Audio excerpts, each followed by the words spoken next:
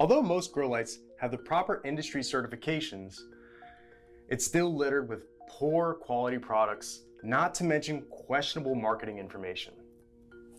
The UL and the ETL are safety certifications to keep you from electrocuting yourself. The DLC certification, which stands for Design Lights Consortium, provides the industry a valuable resource because it's a performance certification that ensures the growth light manufacturer meets certain minimum performance metrics set by DLC. Many utilities require this certification to qualify you for rebates.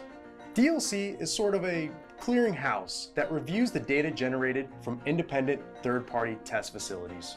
If a light meets their standards, they issue the certification and post it on their website at designlights.org.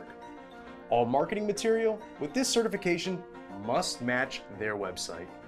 But you should know that doesn't necessarily show the actual performance of the whole light over time. The keywords are necessarily, whole light, and time. Let me explain.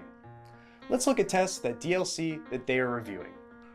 These tests are called LM79, LM80, LM84, and there's a few others. I'm not going to go into detail of each of those tests because, well, you can Google them.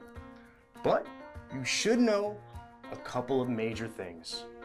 Number one, performance test data for each component of the light must be tested for a minimum of only a 6,000 hour period, or for about 8.5 months.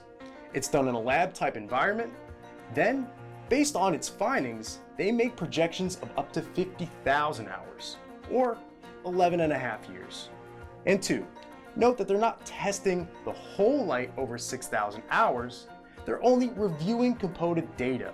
Meaning, and this is important, the chip and the driver manufacturers do not know that the LED chips or drivers are going into a commercial grow light, let alone horticulture environment.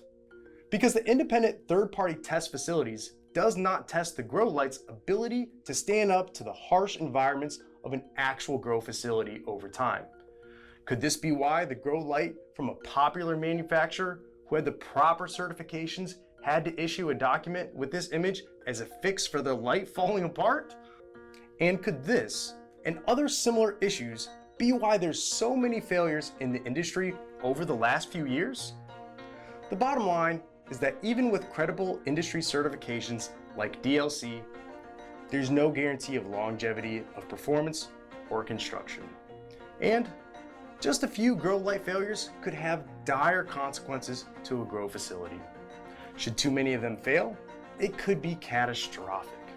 But you don't need me to tell you that. Although the industry certifications are a great first step, at the end of the day, they're not going to save you from yourself.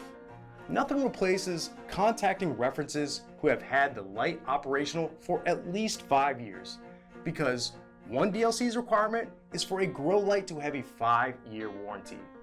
And if they're going to hand out a 5-year warranty, don't you think they should at least have been in the grow light business that long? Well, I can tell you right now, the older spec ray that we have down south is still running. It's 5 years old, and I have yet to see any variant from it. You know? You had any failures in lights? I've never had a failure on a spec ray light. Ever. In 5 years? 5 years, I've never had a spec ray light go down. Okay. Even the lowest quality lights can perform comparably well for a year or two. Nothing replaces contacting references.